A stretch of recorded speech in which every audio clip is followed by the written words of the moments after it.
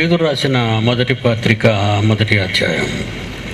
పేతురు రాసిన మొదటి పత్రిక మొదటి అధ్యాయం 24వ వచనాన్ని పరిశీలిద్దాం. పేతురు రాసిన మొదటి పత్రిక మొదటి అధ్యాయం 24. సర్వ శరీరులు గడ్డిని పోలిన వారు, వారి అందమంతయు గడ్డి పువ్వు వలె ఉన్నది. గడ్డివాడును దాని పువ్వు రాలును, అయితే ప్రభువు వాక్యము ఎల్లప్పుడూ నిలుచును. ప్రభువు వాక్యము ఎల్లప్పుడూ నిలుచును. ప్రభువు వాక్యము ఎల్లప్పుడూ నిలుచును. ప్రభువు వాక్యము ఎల్లప్పుడూ నిలుచును. మత్తయి రాసిన సువార్త 24వ అధ్యాయం 35వ వచనం చూద్దాం. 24వ అధ్యాయం మత్తయి రాసిన సువార్త 35వ వచనం. ఆకాశమును భూమియు గతించిపోతాయి, నా మాటలు, దేవుని మాటలు, బైబిల్ దేవుని మాటలు, దేవుని గ్రంథములోని మాటలు ఏమీ గతించిపోవు అన్నాడు. ప్రియులారా, బైబిల్ యొక్క గొప్పతనాన్ని ఈరోజు ప్రపంచానికి చెప్పవలసిన అవసరత మనకుంది. కనుక బైబిల్పై విరుచుకుపడ్డ ఏ ఒక్కరినైనా ప్రజల మధ్య బహిరంగంగా క్రీస్తును స్వీకరించగలుగుటకు మనం ప్రయత్నించాలి. 1995 జూన్ 6వ తారీఖున ఇదే PWD గ్రౌండ్లో అహ్మద్ దీదాత్ నాకు రాసిన ఉత్తరాల్లో ఒకటే చెప్పాడు. నాగరికత కలిగిన ఏ దేశములోని న్యాయస్థానములోనైనా, నాగరికత కలిగిన ఏ దేశ న్యాయస్థానములోనైనా బైబిల్ను 2 నిమిషాల్లో విసిరేస్తానన్నాడు.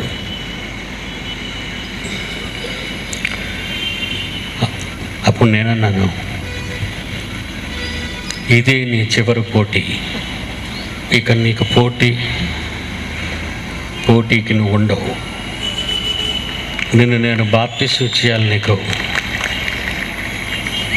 ప్రియులారా, ఈ విషయంలో మనం చాలా జాగ్రత్తగా ఆలోచించాలి. అంత సాహసం నాకు ఎందుకు వచ్చిందంటే, ఆయన ఎంపిక చేసినటువంటిది క్రీస్తు సిలువ వేయబడ్డాడా. ఎక్కువ మంది ఇస్లాం సోదరుల్లో చాలామంది మంచోళ్ళు ఉన్నారు. ఇస్లాం సోదరుల్లో ఎందరో మంచోళ్ళు ఉన్నారు. కానీ మత ఛాందస్యవాదులలో కొందరున్నారు. మత ఛాందస్యవాదులు వీళ్ళు టెర్రరిజాన్ని రెచ్చగొట్టే హావభావాలతో ఇతరులను అభ్యంతరకరంగా మరి వాళ్ళని ఇబ్బంది పెట్టే పరిస్థితులు కల్పిస్తూ ఈరోజు ప్రపంచం అంతా అతోకతలం అవుతుంది. వీళ్ళ వల్లనే, ఈ టెర్రరిస్టుల వలన. మన దేశాన్ని కూడా ఎక్కువగా పట్టి పీడిస్తుంది టెర్రరిజమే.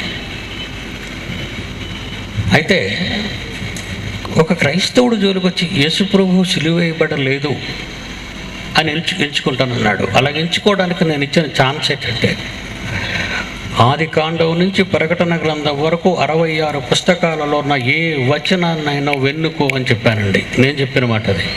ఆది కాండం నుంచి ప్రకటన గ్రంథం వరకు నీ ఇష్టం, ఏ టాపిక్ అయినా సరే నేను రెడీ అన్నప్పుడు, క్రీస్తు సిలువ వేయబడ్డాడా అన్నప్పుడు నిన్ను 2 సెకండ్లో ఓడించేస్తాను PWD గ్రౌండ్లో అన్నాను. 2 seconds,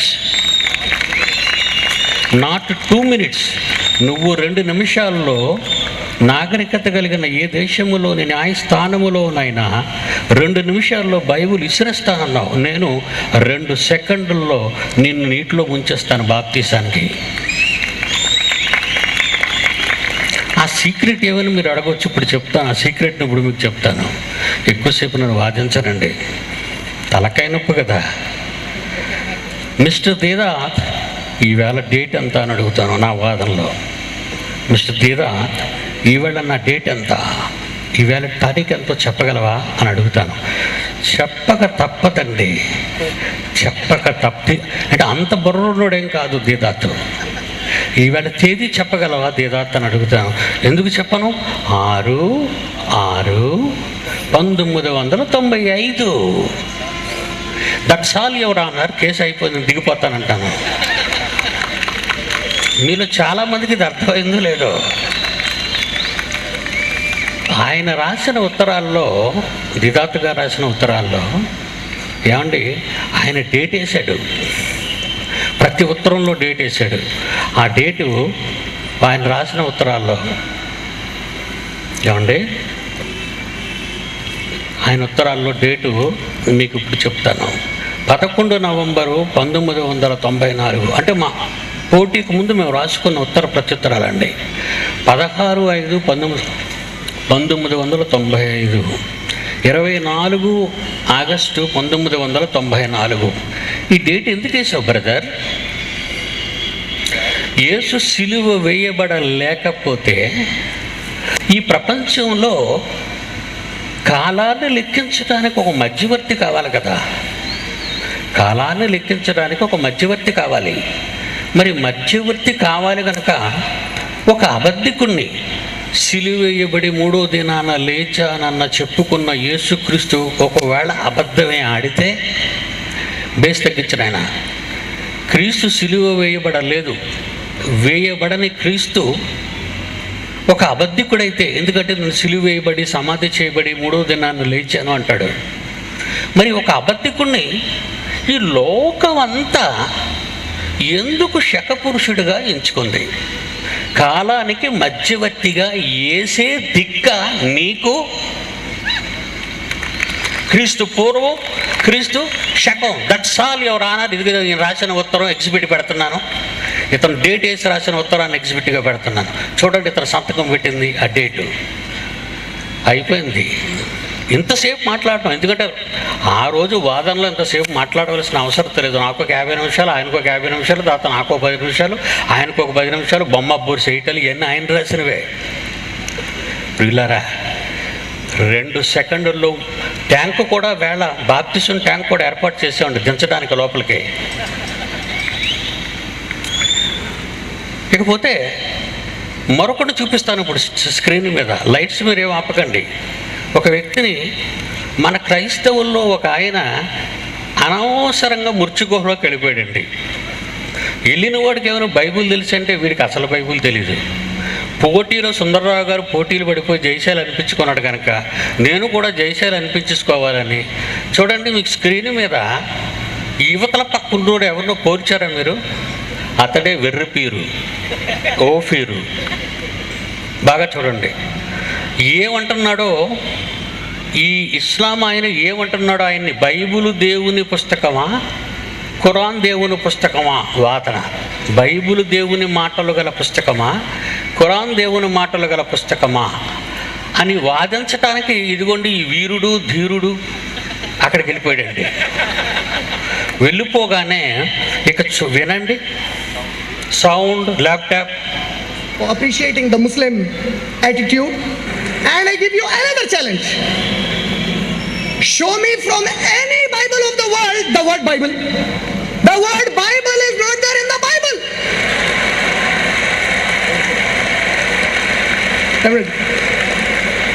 And I give you another challenge.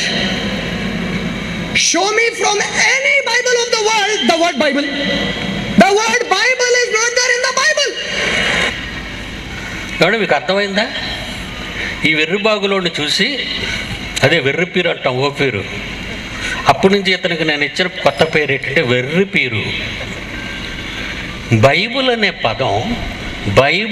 పదం ప్రపంచంలోని ఏ బైబుల్లోనైనా ఉందా? బాగా వింటున్నారా మీరు?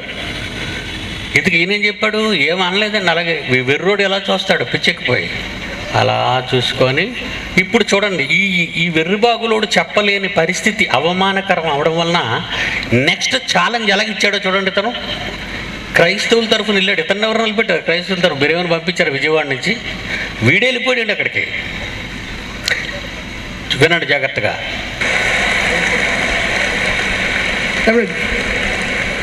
And the word Bible, I don't know whether sir knows about it or not. If he doesn't know, he said he will show me. I give him a lifetime challenge to show it. I give him a lifetime challenge to show it. I give him a lifetime challenge to show it. I give him.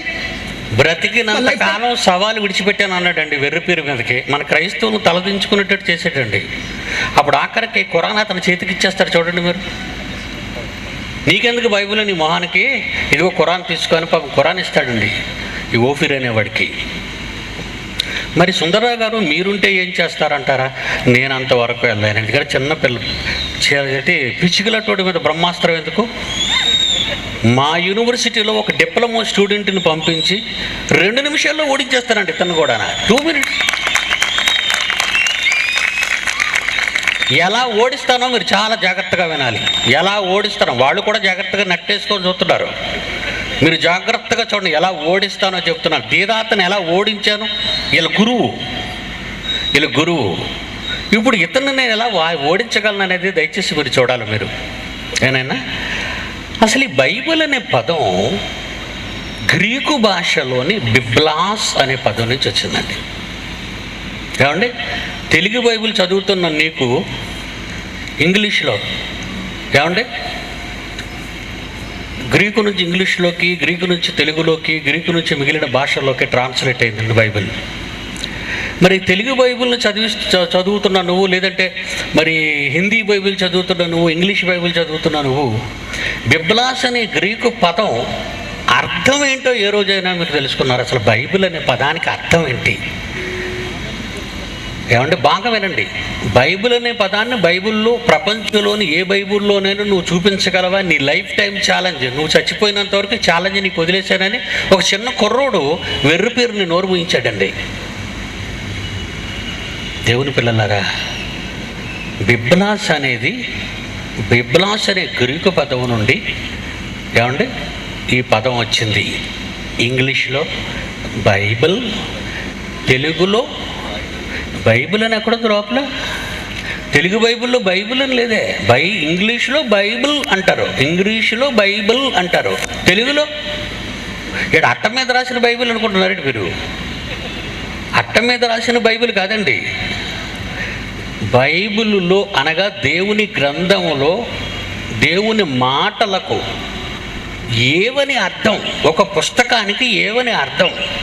బిబ్లాస్ అనే Greek పదానికి అర్థం ఒక గ్రంథం. తెలుగులో ఒక గ్రంథం, ఒక పుస్తకం, ఒక పుస్తక సమూహం. బాగా వినాలి. బిబ్లాస్ అనే పదానికి తెలుగులో అర్థం ఒక గ్రంథం, ఒక పుస్తకం, పుస్తకాల సమూహం. బిబ్లాస్ అనే పదం తెలుగు బైబిల్లో ఎందుకు ఉంటుంది? బిబ్లాస్ అనే పదం ఇంగ్లీష్ బైబిల్లో ఎందుకు ఉంటుంది? ఏ భాషలో ఉన్న పుస్తకానికి ఆ భాషలోనే. ఇంగ్లీష్లో బైబిల్ అన్నారు, ఏమండి వీళ్ళు అన్నారు, కానీ ఇంగ్లీష్ బైబిల్లో ఏముంది? తెలుగు బైబిల్లో ఏముందో చూస్తే ఇంగ్లీష్ బైబిల్లో ఏముంటుందో మీకు అర్థమైపోద్ది. ఇప్పుడు చూడండి, ప్రకటన గ్రంథం లైఫ్ టైం ఛాలెంజ్ ఇచ్చేటండి ఆ పిరికోడికి. నేనైతే నా కాళ్ళ కింద వెళ్ళి అక్కడే దూరుపు అంటాను, కింద నుంచి దూరిపో నా కాళ్ళ కింద వెళ్ళి. లైఫ్ టైం ఏంటి? నీ లైఫ్ ఎండిపోద్ది ఇప్పుడు, దూరిపో నా కాళ్ళ కింద వెళ్ళి. ఎప్పుడు అంటాను? ఇప్పుడు వాక్యాలు విన్న తర్వాత చెప్తానండి. వాక్యాలు విన్న తర్వాత చెప్తాను, మీకు చూపిస్తాను. ఇప్పుడు బైబిల్ అనే పదం బైబిల్లో లేదంటున్నాడు ఈ పిచ్చోడు. బైబిల్ అనే పదం బైబిల్లో లేదంటున్నాడు. బైబిల్లో తెలుగు అనే జీవ గ్రంథంలో, పరిశుద్ధ గ్రంథంలో ఏమనుంది? ప్రకటన గ్రంథం 20వ అధ్యాయం 12వ వచనం.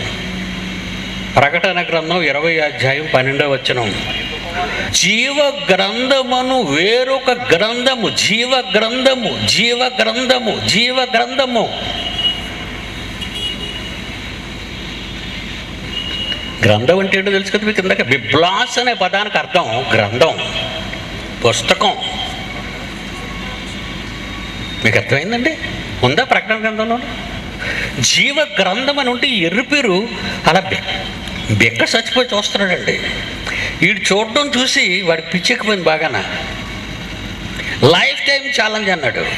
ఇంక వీడు ఎలాగా చెప్పలేని వెర్రోడీడు. వీళ్ళు ఇలాంటి అమాయకులతో పోటీ పడి మీసాలు తిప్పుతున్నారండి. మరి కత్తిరించేలా వద్దా? కట్ చేస్తాను. కట్ చేయటానికి రంగో సిద్ధం చేస్తున్నాడు పిడి సుందర్రావు. యుద్ధం చేసే ముందు వ్యూహరచన కావాలి. ఆ వ్యూహరచనలో ఎప్పుడు ఎక్కడ కుంభస్థలాన్ని కొట్టాలి, పగిలిపోతే దెబ్బతో ప్రపంచం అంతా ఫ్లాప్ అయిపోవాలి. బైబిల్ ముందు ప్రపంచం అంతా చేతులు జోడించి ఫ్లాప్ అవ్వాలి. బైబిల్ మీద తిరుగుబడిన వాడు. మనం ఎవరి గ్రంథాల గురించి మాట్లాడటం లేదండి.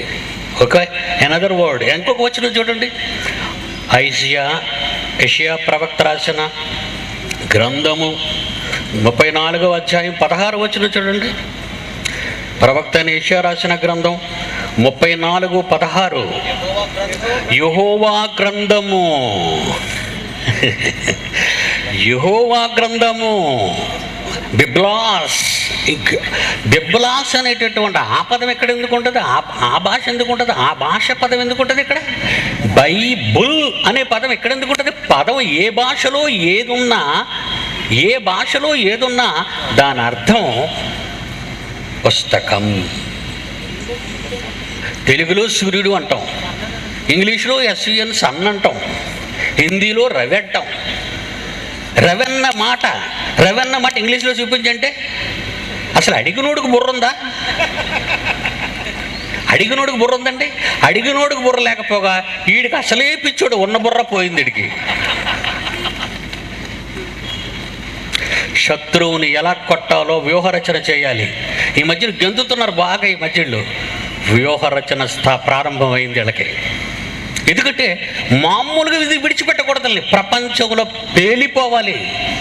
వీళ్ళ తప్పుడు మాటలతో బైబిల్ చూస్తే భయపడి పారిపోవాలి వీళ్ళంతా.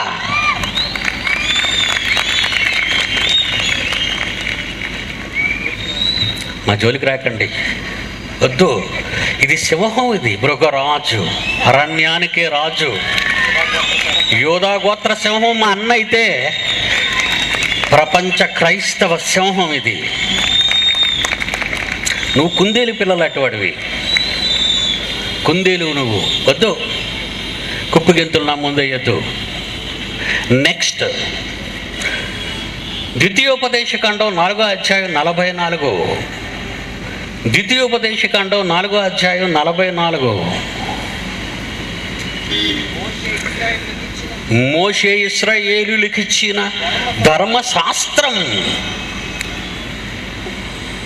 ధర్మశాస్త్రమన్నా, లేఖనములన్నా, ప్రవక్తల వచనములన్నా, జీవ గ్రంథమన్నా, పుస్తకమన్నా, ప్రవచన గ్రంథమన్నా ఒకటేనయ్యా. దాన్ని ఇంగ్లీష్లో బైబిల్ అంటారు, గ్రీకులో బిబ్లాస్ అంటారు. ఇంగ్లీష్లో ఉన్న పదం తెలుగు బైబిల్లో ఉండదు, తెలుగు బైబిల్లో ఉన్న పదం హిందీ బైబిల్లో ఉండదు, హిందీ బైబిల్లో ఉన్న పదం గ్రీకు భాషలో ఉండదు. అడిగిన వాడికి తలకాయ లేదు, పోటీకి పెద్ద బీరుడులాగా వచ్చిన వాడికి మెదడు పోయింది. వీడికి మెదడు లేదు. తర్వాత మరొకటి చూద్దామండి. నెహెమ్యా గ్రంథం 8వ అధ్యాయం 9వ వచనం. నెహెమ్యా గ్రంథం 8వ అధ్యాయం 9వ వచనం. నెహెమ్యా గ్రంథం 8వ అధ్యాయం 9వ వచనం. నెహెమ్యా గ్రంథం 8వ అధ్యాయం 9. ఇందాక చదవండి. వారు దేవుని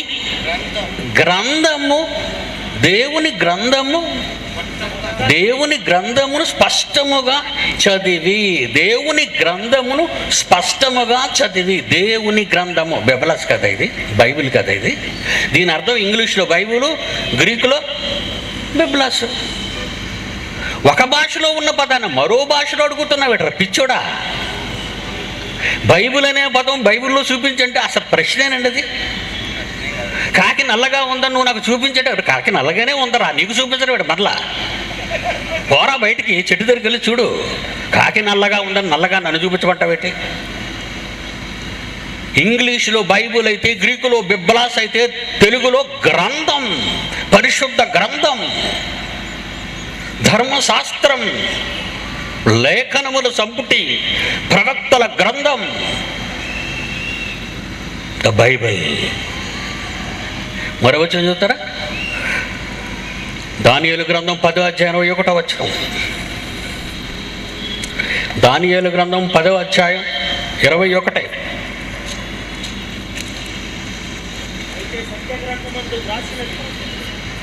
అయితే సత్య గ్రంథమందు రాసినది. గ్రంథం అంటే ఇంగ్లీష్లో బైబిల్, గ్రీకులో బిబ్లాస్. సత్య గ్రంథం, నిజమైన గ్రంథం, నిజమైన దేవుని గ్రంథం ఏమంటున్నాడు ఒకసారి చూడండి, పిచ్చోండి. ఇప్పుడు ఏమడిగాడు మళ్ళీ చూడండి, ఎర్రోడిని. From any Bible of the world, the word Bible. The word Bible is not there in the Bible. చూసారా అక్కడ ఎలా కమ్మగట్టాడు, అందరూ చప్పట్లు కొట్టుతున్నాడు. And the word Bible, I don't know whether sir knows about it or not. If he doesn't know, he said he will show me. I give him a lifetime challenge to show it. I give him a lifetime challenge to show it. I give him a lifetime challenge to show it. I give him a lifetime challenge to show it. బైబిల్లో ఉన్న పదం బైబిల్లో చూపించమని, Bible అన్న పదం బైబిల్లో చూపించమని life time challenge ఇస్తే ఈ వెర్రోడు అలా సైలెంట్గా ఉండిపోయాడు. ఎలా చూస్తున్నాడు చూడు బాబు, ఒకసారి చూపించి ప్రేక్షకులకి. ఎర్రి చూపులు చూస్తున్నాడండి, అదిగో చూసారా అలా ఉండిపోయాడు. చిరునవ్వు, మళ్ళీ చిరునవ్వు, మందహాసం. మనకు నిజంగా అండి అవమానం మిగిల్చాడండి అక్కడికి వెళ్ళి. దేవుని పిల్లలారా, బైబిల్ చాలా గొప్పదర్రా.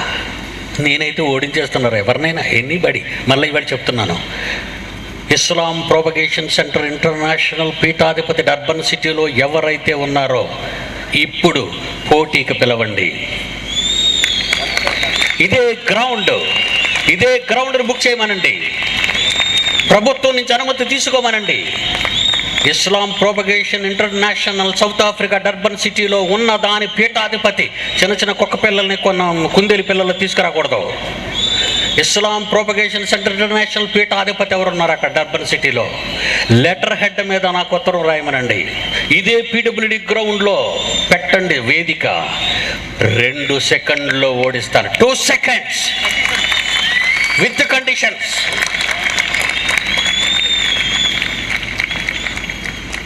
బైబిల్ చాలా గొప్పదర్రా, చాలా గొప్పది. ఎవరు రోడ్డు మీద తిరిగేవాడు సంతకాలు పెట్టి తప్పుడు ఉత్తరాలు రాయకండి. ఒకరు జకీర్ నాయక్ని పెట్టుకుంటారా? జకీర్ నాయక్ లెటర్ హెడ్ మీద స్వహస్తాలతో సంతకం చేసిన ఉత్తరాన్ని ఎక్కడ పెడితే అక్కడ చిత్తు కాగితంలో ఇవ్వకండి, రిజిస్టర్ పోస్ట్లో పంపండి. ఎందుకంటే తర్వాత ఏం చేయాలో వ్యూహ రచన చేస్తాం మేము. మీకు అర్థమైందో లేదో, మీకు అర్థం అవుతుంది, అంత తొందరగా మీకు అర్థం అవుతుంది. చెప్పకూడదు ఆ రహస్యాన్ని, చేస్తాను, చేసి చూపిస్తాను. దేవుని పిల్లలారా, బైబిల్ గురించి విరోచితముగా ప్రజల మధ్య నిలబడి ఇంత సాహసోపేతమైన కార్యక్రమం చేస్తున్నామంటే బైబిల్ ఎంత గొప్పదో ఆలోచించండారా. ఎంత గొప్పదో నిరూపించడానికి కొన్ని మాటలు చూపిస్తాను చూడండి బైబిల్లో నుంచి. మీకు బైబిల్లోంచి కొన్ని మాటలు చూపిస్తాను, దయచేసి అందరూ చూడండి. ఈరోజు ప్రపంచం ఏ పుస్తకాన్ని చూసినా మత గ్రంథం అంటున్నారు. ఏమండి, మత గ్రంథం అనేటటువంటి వాళ్ళకి ఇది నిజంగా దైవ గ్రంథం అని నిరూపించడానికి 1648 క్రీస్తు శకం. ఏమండి, సైంటిఫికల్ ఎర్రర్స్ అంటున్నారు. సైన్స్ని మట్టుకొని వచ్చేస్తుంటే సైంటిఫిక్ ఎర్రర్స్ అంటున్నారు. సైన్స్ని మట్టుకొస్తున్నామండి. మట్టుకు రావడం అంటే ఓడించుకొచ్చేస్తున్నాం. మా కాళ్ళ కింద పడి నలిగిపోతున్నారు శాస్త్రవేత్తలు. ఈలేటి లప్పంటప్పంగళ్ళు వీళ్ళంతా. శాస్త్రవేత్తలకి దిక్కులేదు. స్టీఫెన్ హాకిన్స్ గురించి మీరు చెప్పాను మొన్న. నన్ను లండన్ రమ్మంటావా, నువ్వు ఇండియా వస్తావా? అసలు ఎవరైనా అలాగంటారండి?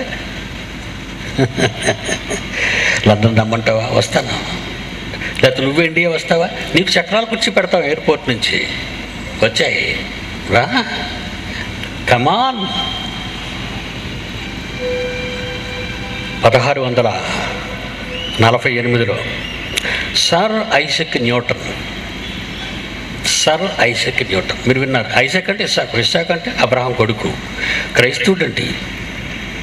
ఈ ఐజక్ న్యూటన్ అనేవాడిని శాస్త్రవేత్త అని ప్రపంచం గుర్తించింది వాడి థియరీని బట్టి. ఏమంటే వీడి థియరీలో 1648లో వీడి థియరీలో భూమి శూన్యములో వేలాడుతున్నదని చెప్పాడు. గుండ్రంగా ఉండడం అది ఇంకొకటి చెప్పాడు. మనం చెప్పేశారు మీకు, భూమి శూన్యములో వేలాడుతుంది, దానికి ఏ విధమైన పునాదులు లేవు, తాళ్ళు లేవు, స్తంభాలు లేవు, చైన్లు, గొలుసులు లేవు. ఎప్పుడు చెప్పాడండి ఇది? 1648.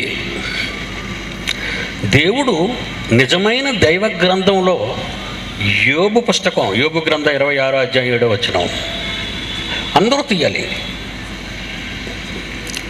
సైంటిఫిక్ ఎర్రర్స్ ఉన్నాయనేవాడు వాడు చెప్పు తీసుకుని వాడే పట పట పట పట మనం కొట్టుకోవాలి ఇది విన్న తర్వాత. సైంటిఫిక్ ఎర్రర్స్ ఉన్నాయనేవాడు ఎవడైనా సరే, ఎనీ బడీ. న్యూటన్ ఎప్పుడు చెప్పాడు? 1648, క్రీస్తు శకం 1648లో చెప్పాడు భూమి శూన్యంలో వేలాడుతుందని. బైబిల్ ఎప్పుడు చెప్పిందో చూడండి. యోబు గ్రంథం 26వ అధ్యాయం 7వ వచనం, శూన్యము పైన భూమిని వేలాడదీశాను. సైంటిఫిక్ ఎర్రర్ అనేవాడు చెప్పుతో టప టప టప టప కొట్టాలండి. బైబిల్ ఎప్పుడుందండి? ఎందుకురా బైబిల్ మీద పడతావు? నీ గ్రంథం గురించి నీ గొప్పతనాలు చెప్పుకోరా. నీ గ్రంథం దగ్గరికి మేము రాలేదు కదరా, నీ గ్రంథం దగ్గరికి మేము రాలేదు కదా, మీ గ్రంథాన్ని మేమేం అనలేదే. నువ్వెందుకురా బైబిల్ దగ్గరికి వచ్చి చెప్పు దెబ్బలు తిట్టావు? ఇంతవరకు పిడి సుందర్రావు అనేవాడు ఎవడో తగలలేదు కనుక నువ్వు నోరు పారేసుకుంటున్నావు. ఎంతకాలం ముందు చెప్పింది బైబిల్? సర్ ఐజక్ న్యూటన్ కంటే బైబిల్ ఎంతకాలం ముందుగా చెప్పిందంటే సుమారు 3000 సంవత్సరాలు. సర్ ఐజక్ న్యూటన్కి ఎంతకాలం ముందు చెప్పాడు బైబిల్? సర్ ఐజక్ న్యూటన్ కంటే ఎంతకాలం ముందు చెప్పారు? 1800 సంవత్సరాలు సుమారు. ఎప్పుడు చెప్పింది? బైబిల్ ముందు చెప్పిందా? సర్ ఐజక్ న్యూటన్ ముందు చెప్పాడా? క్రీస్తు పూర్వం 1800లో, సుమారు 1800లో బైబిల్లో భూమి శూన్యంలో వేలాడుతుందని బైబిల్ చెప్తే సర్ ఐజక్ న్యూటన్ అనేవాడు ఒక క్రైస్తవ కుటుంబంలో పుట్టి దీన్ని కాపీ చేసేసి దీన్ని కాపీ కొట్టాడు వాడు. సర్ ఐజక్ న్యూటన్ బైబిల్ని కాపీ కొట్టాడు. అందుకే అన్నాను, బైబిల్ను దొంగిలించిన మిలేనియం మహనీయులను మాట్లాడారు మా టీవీలో. బైబిల్ ఒక క్రైస్తవుడు కనుక వాడు బైబిల్ చదివేసి భూమి వేలబడుతుందని చదివేసి ఈడేదో బైబిల్ చెప్పకుండా భూమి వేలాడుతుందో శూన్యంలో రాసేస్తే వాడిదే సిద్ధాంతం అని ప్రపంచం నమ్మింది, కానీ బైబిల్కి మాత్రం పట్టించుకోలేదండి. ఈ సర్ ఐజక్ న్యూటన్ అనేవాడు క్రైస్తవుడే. అయ్యా నేను బైబిల్లో చదివానయ్యా, నువ్వు ఒక్క మాట ఆ రోజు చెప్పు ఉంటే బైబిల్ ఎంత గొప్పదో ప్రపంచానికి అర్థమయ్యేదర్రా. అవునా కదా? ఐజక్ న్యూటన్ చచ్చిపోయాడండి. నా కాలంలో ఉంటే నీకేం బుర్రలేదురా, ఒక వెర్రి పీరుగడ్లా మారిపోయావని నేను అడుగుదునండి. బైబిల్లోని కాపీ కొట్టేసి ఇది నీ సిద్ధాంతమా? సర్ ఐజక్ న్యూటన్స్ లా, నీలా ఇది. దొంగరా నువ్వు, దొంగవే. మహాజ్ఞాన గ్రంథాన్ని కాపీ చేసి 1648లో నీ సిద్ధాంతం అని, సర్ ఐజక్ న్యూటన్స్ థియరీ అని, న్యూటన్స్ లా అని నీ పేరు పెట్టుకున్నావురా. That is not yours law, that is Jesus law, that is Bible's law, that is Bible's law. ఎంత పని చేసావురా! వీధిని దొరికే పిచ్చి కుక్కలన్నీ అందుకే అరుస్తున్నాయిరా బైబిల్ తప్పుడు పుస్తకం అని. ఎంత తప్పు చేశావు. మరోడు చూడండి 1540లో నికోలస్ కోపర్నికస్, వీరి పేరు వినే ఉంటారు మీరు, శాస్త్రవేత్తల పేర్లు. ఏమండి? అందుకే బైబిల్ ముందు చేతులు జోడించిన సైన్స్ అని అన్నప్పుడు, ఈ శాస్త్రవేత్తలను ఎడంకాల కింద తొక్కుతానన్నప్పుడు ఎవడు ఎందుకు రావట్లేదంటే ఉతికేస్తాడరా బాబాడి దగ్గరికి వెళ్తే అని తెలిసి వాళ్ళకి. వాడు రాసిన పుస్తకాన్ని చదివిన స్టూడెంట్ ఏడు, నా దేవుడు రాసిన పుస్తకాన్ని చదివిన మాస్టర్ని నేను. ఒక శాస్త్రవేత్త రాసిన థియరీని నేర్చుకుని పరీక్షలో పాస్ అయిన విద్యార్థివు నువ్వు. నా దేవుడు రాసిన 100% రైట్ పుస్తకాన్ని చదివిన వాడని నేను. అందుకే దేవుడు బైబిల్లో ఒక మాట రాయించాడండి. ఇదట మన ఘనత కొరకు పెట్టాడట. లోకంలో ఈ అధికారికి ఈ జ్ఞానాన్ని అర్థం కాకుండా చేసేసాడట. కొరింథీయులకు రాసిన మొదటి పత్రిక 2వ అధ్యాయం 6వ వచనం, పరిపూర్ణులు అయిన వారి మధ్య జ్ఞానమును బోధించుచున్నాము. ఎవరి మధ్య బోధిస్తున్నామట? బైబిల్ పట్టుకున్నవాడు ఎవరి మధ్య బోధించాలో తెలుసా? పరిపూర్ణులైన వారి మధ్య. ఎందులో పరిపూర్ణుడురా నువ్వు? సర్ ఐజక్ న్యూటన్స్ థియరీలో నేను పరిపూర్ణుడిని, నువ్వెందులో పరిపూర్ణుడా? డార్విన్స్ థియరీలో నేను పరిపూర్ణుడి, నువ్వెందులో పరిపూర్ణుడురా? నువ్వెందులో పరిపూర్ణుడివి? కాస్మాలజీలో పండితుడు నేను, నువ్వెందుకు? రండిరా మీరందరూ రండి. రే వీళ్ళందరినీ మోకాలు వేయించే ఇక్కడ. ఎవడరా మీకు నేర్పించాడు ఇదంతా? ఎవడరా నేర్పించాడు? బైబిల్లో ఉన్నవన్నీ కాపీ కొట్టి మీ పేర్లు పెట్టుకొని మీ థియరీ అని చెప్పుకోవడం సిగ్గులేదురా మీకు? లోకాలను కలిగించిన క్రియేటర్, సృష్టికర్త, ఆయన వ్రాయించిన పుస్తకంలో చదివిన మీరంతా దొంగలు కాదురా? మీరు దొంగలు కాదు మీరు? చూడండి ఏమనుంది అందులో. 7వ వచనం, 8వ వచనం, అది లోకాధికారులలో ఎవ్వనికి నీ తెలియదు. ఈ మహాజ్ఞానం అట లోకాధికారుల్లో ఎవనికి తెలియదు. ఒకవేళ తెలుసుంటే కింద నుంచి చదవండి, ఒకవేళ తెలుసుంటే యేసు ప్రభువుని సిలువ వేయకపోయి ఉందురు అన్నాడు. దేవుడు మన మహిమ నిమిత్తము ఈ పిచ్చోళ్ళు ఎవ్వరికి అర్థం కాకుండా ఉంచేశాడు. ఈరోజు పిడి సుందర్రావు అంటే ప్రపంచం అంతా హడలెక్కిపోతుంది. ఎందుకంటే బాబు వాడితో మాట్లాడలేరా, వాడు బైబిల్ పండితుడు, వాడితో మాట్లాడలేం. ఇంతమంది విషయంలో వీళ్ళు ఇంతమందిని ఎవరిని వాడి ఓడించామని వీళ్ళు చెప్పుకున్నారంటే టొప్పస్గలంటే తెలుసు కదా మీకు. ఈ ఎలిమెంటరీ స్టూడెంట్లు కూడా వీళ్ళు రానివాడు పోటీకి వెళ్ళిపోతున్నాడు వాళ్ళ దగ్గరికి. వాళ్ళు సూపర్గా సర్ఫేస్ ఉతికేసి అక్కడ గుడ్డలన్నీ ఓడబికి సర్ఫేస్ ఉతికి ముర్ర మీద ఆరబెట్టి నడిచి వెళ్ళిపోరా ఎండలో అంటున్నారు వాళ్ళు. అలా ఓడిపోయారండి వీళ్ళంతా. పోటీ అంటే ఏమనుకుంటున్నారు ఈ అమాయకులు? యుద్ధం అంటే ఏమనుకుంటున్నారు మీరు? వాడి సైన్యం ఎంత, వాడి వ్యూహ రచన ఏంటి, వాడి ఆయుధాలు ఏంటి, వాడి గజబలం ఎంత, హస్వబలం ఎంత, ఇవన్నీ ఆలోచించద్దా? ఈ ఎందుకు పనికిరాని వెర్రిబాబులోడు గబుకొని దూరిపోవడమే గుహలోకి. ఆ గుహలో ఉన్నోళ్ళంతా ఆడవాళ్లే. మీకు తెలుసా? ఆ గుహలో ఉన్నోళ్ళంతా ఆడవాళ్లే. నిన్ను నోరెత్తనివ్వరు. తేడా వచ్చిందంటే సర్ఫేస్తారు నీకు. అందుకే దీదాత్ ముందు హైదరాబాద్ అన్నాడు. వద్దు, హైదరాబాద్ వద్దు. ఒకప్పుడు నువ్వు ఇండియా నుంచి వెళ్ళిపోయిన వాడు కదా, గ్యాస్ స్టవ్లు బాగు చేసుకునేవాడివి, కెరసనాయిల్ స్టవ్లు బాగు చేసుకునేవాడు, టుప్పు అని. సూరత్ అండి, దీదాత్ ఎక్కడ అనుకున్నాడు? సూరత్. నీ కడుపు జరక్క అక్కడికి పోయావు, సౌత్ ఆఫ్రికా పోయావు. అక్కడ ఉండు, నీదేదో బోధించుకో, నీ దేవుడు గొప్ప చెయ్యు, సంతోషం కదా. ఏం పని అందరిని ఇలా టపాసుగాళ్ళు అందరినీ పిలిచి ఓడించేశానని చెప్పుకున్నావు, సీడీలు తీసేస్తాను అందరి మీద. అందుకే నన్ను ఎంతవరకు నువ్వు ఎవరిని ఎదుర్కోలేదో ఆ సింహంతో నువ్వు ఢీకొంటున్నావు. ఇదే నీ చివరి పోటీ మిస్టర్ దీదాత్ అన్నాను. చివరి పోటీ చచ్చిపోయాడు.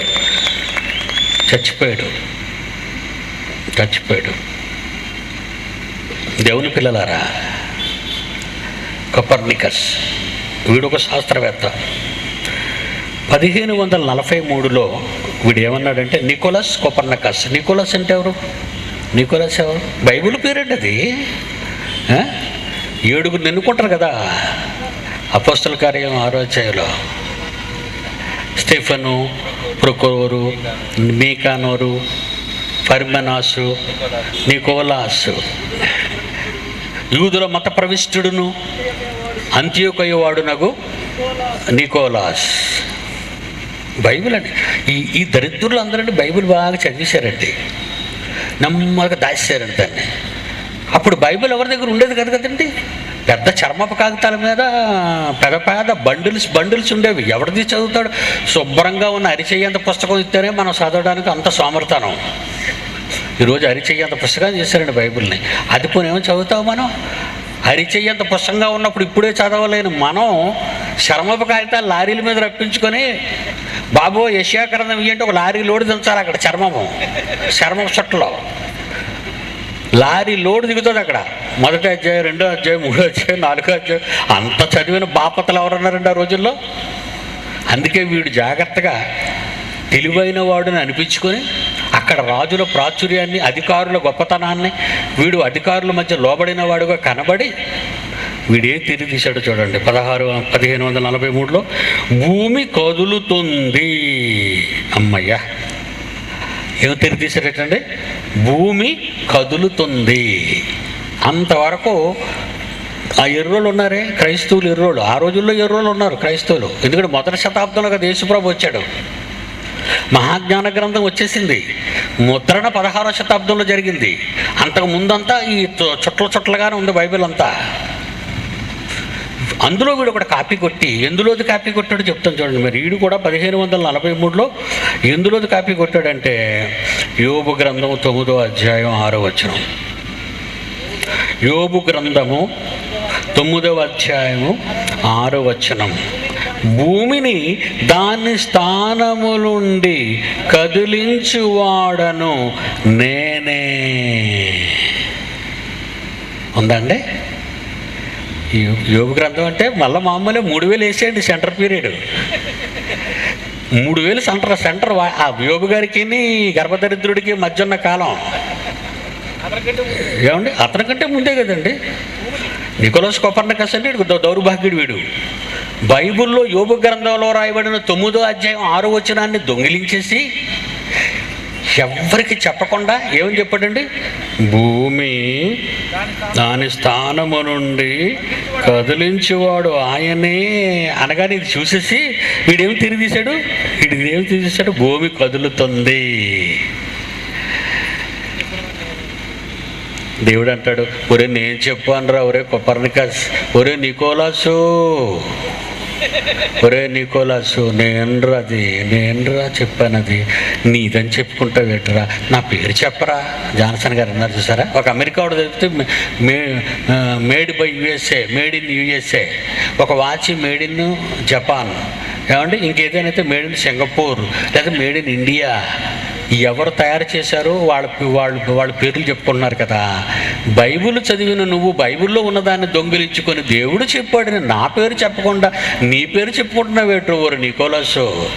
ఎంత పని చేసావురా నికోలసు, నాకే అన్యాయం చేసావురా నికోలసు. నువ్వు నాకు లాస్ రా, నువ్వు నాకు లాసు. కనుక క్లాస్ ఇవ్వడానికి ఒకరిని పంపుతాను రా, ఒక క్లాస్ని. 2000 సంవత్సరంలో 20వ శతాబ్దంలో ఒక క్లాస్ ఇవ్వడానికి ఒక క్లాస్ ఫిగర్ని పంపుతాను రా. Is my son. నీకేరా వాడు బాసు, నువ్వు వాడి కింద మాసురా. నిజంగా నీకు ఇస్తానరా డోసు. ఏమనుకుంటున్నారండి బైబిల్ అంటే? చూసారా, కమ్మరేకుల్లో పిండేస్తున్నానండి. కాలిపోయిన కమ్మరేకుల్లా పిండుతున్నారు ఒక్కొక్కడిని. కాలిపోయిన కమ్మరేకులు. ఈ ప్రపంచం గుర్తించిన మిలేనియం హానీలను పేరు పెట్టిందే ఈ దొంగలందరికీ. శాస్త్రవేత్తలాళ్ళు ఎవడరా అన్నాడు, నువ్వు గుడ్డివాడు కనుక ఒక కాపీ కొట్టిన వాడిని మిలేనియం మహనీయుడు అంటున్నావు. బైబిల్ చదవలేదు. సైంటిఫిక్ ఎర్రర్స్ ఉంటాయని ఒక వీధిని తిరిగి పిచ్చి కుక్క. బైబిల్లో సైంటిఫిక్ ఎర్రర్స్ తినేస్తుందిరా నిన్ను, శాస్త్రాన్ని కూడా. అది మరొక దరిద్రుడు చూడండి, శాస్త్రవేత్త అన్న కోపం ఉండాలి వాళ్ళ మీద. బైబిల్ను దొంగిలించిన దొంగలు అన్నాను వాళ్ళని. అందుకే మా టీవీలో మీకు ఎపిసోడ్స్ ఉంటాయండి, మా టీవీలో సీడీస్ ఉంటాయి, VCDs. అడిగితే వాళ్ళు ఇస్తారండి. 1610 అండి. ఈ అయ్యగారి పేరు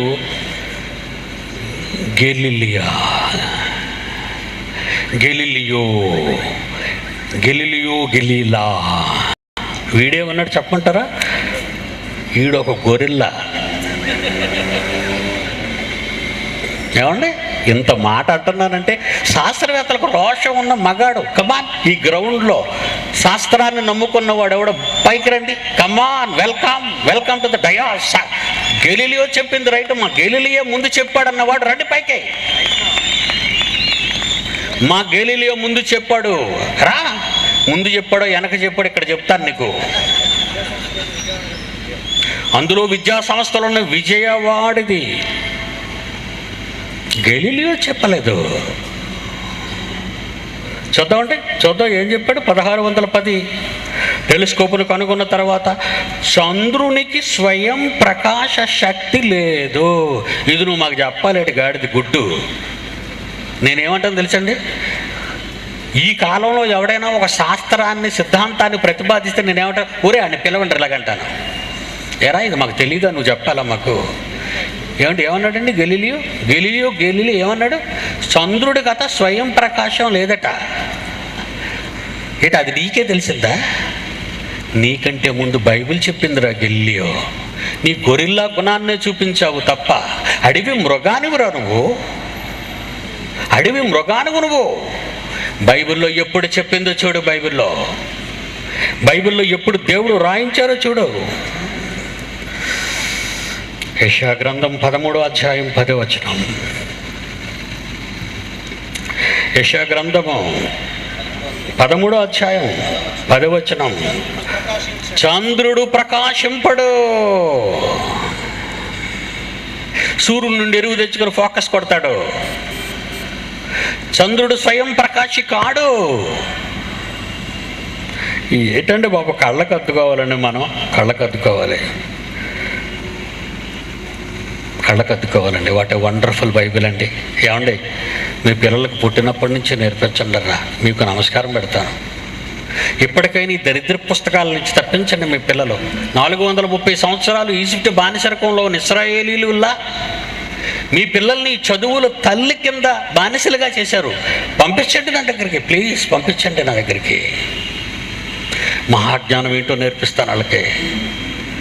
సకల శాస్త్రాలను ఎలా జయించాలో మీ పిల్లల్ని మహాపండితులుగా మారుస్తానరా. నేను మాటిస్తున్నాను. ఎంత మంచి జ్ఞానవర్రా, మీరు నమ్ముకున్న పుస్తకం ఎంత గొప్పది. అందుకే మన కోసం దేవుడు బైబిల్లో రాయించాడు. చక్రవర్తులను అతని కాళ్ళ కింద పడేస్తాను, అతని చేలి కింద పడేస్తాను, అతని చేతికి అప్పగిస్తానంటున్నాడు వాగ్దానాల్లో. ఏమండి, చక్రవర్తులు కూడా ఎక్కడ అప్పచెప్తానన్నాడు, నీ కాళ్ళ కింద పడేస్తాను నాయన, నీ చేతిలో పొట్టులా లేచిపోతారు నాయన అంటున్నాడు. 149 కీర్తన 7-8 వచనాలు. 149 కీర్తన 8-9, 149వ కీర్తన 8వ వచనం. గొలుసులతో వారి రాజులను, ఇనుప సంకెళ్లతో వారి గనులను బంధించుటకు విధింపబడిన తీర్పు వారి మీద జరిగించటానికి వారి చేతిలో 2 అంచులు గల వీర ఖడ్గాన్ని ఇస్తాను. ఆయన భక్తులందరికీ ఘనత ఇదే. ఏట వండర్ఫుల్ అండి. మీ పిల్లలు ఇవ్వండి ప్లీజ్, అడుక్కుంటున్నానండి. మీ పిల్లల్ని పంపండి. జనవరి 1 నుంచి ఆరంభమవుతున్న రెసిడెన్షియల్ యూనివర్సిటీ ఇంటర్నేషనల్ పేరు పెట్టాం. ప్రపంచంలో ఈ విద్యాలయాలలో బోధించిన మహాజ్ఞానాన్ని మీ పిల్లలకు 5 సంవత్సరాల్లో పండితులుగా మార్చి మీకు పంపిస్తాను. విజయవాడ అయితే విజయవాడ, కర్నూలు అయితే కర్నూలు, ఏ దేశం నుంచి వచ్చినా ఆ దేశానికి పంపుతాను ఈ జ్ఞానంతో నింపి మీ పిల్లల్ని. ఇప్పటికైనా మీ కళ్ళు తెరవండి. ఈ లోక జ్ఞానం అనే వెర్రిని నమ్మకండి. ఈ మనుషులు రాసిన పుస్తకాలు కేవలం 60 సంవత్సరాల జీవిత బ్రతుకు కోసం ఆలోచిస్తున్నారు వాళ్ళు. దేవుడు ఊరుకోడు. నీకు గర్భఫలం ఇచ్చాయని, బహుమానం ఇచ్చానని చెప్పిన దేవుడు ఊరుకోడు నువ్వు ఇవ్వకపోతే. గర్భఫలము యెహోవా అనుగ్రహించు, స్వాస్యం అది ఆయన స్వాస్యం. అది ఆయన హక్కు నీకు ఇచ్చాడు పెంచమని ఆయన జ్ఞానంలో. కానీ నువ్వు పెరుగుతున్నావా? నో. గుమ్మముల్లో వారి విరోధులతో వాదించుదురు. 127 కీర్తనలో ఆ చివరి వచ్చిన చదవండి. గర్భఫలం కూడా చెబుతూ మీకు ఇచ్చిన పుత్రులు లేదా పుత్రికలు వాళ్ళ గర్భఫలాలను చెబుతూ కింద ఏమంటున్నాడు చూడండి. 5వ వచనంలో, అట్టివారు సిగ్గుపడక గుమ్మములలో, అంటే ఓపెన్ గ్రౌండ్స్లో, గుమ్మము ఇంట్లో కాదు, 4 గోడల మధ్య, గుమ్మములలో తమ విరోధులతో వాదించుదురు. వారి విరోధులు ఎవరు?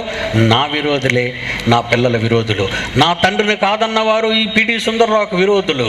నా క్రీస్తును కాదన్న వారికి ఈ పిడి సుందరరావు సింహ స్వప్నం. బైబిల్ తప్పని నోరు పారేసుకున్న వాళ్ళందరికీ పిడి సుందరరావు నోరు మూయించేస్తాడు. 49వ అధ్యాయం యెషయా గ్రంథము చివరిగా, 49వ అధ్యాయం యెషయా గ్రంథము 2వ వచనం. నా నోరు వాడిగల ఖడ్గముగాను ఆయన చేశాడు. తన చేతి నీడలో నన్ను దాచాడు.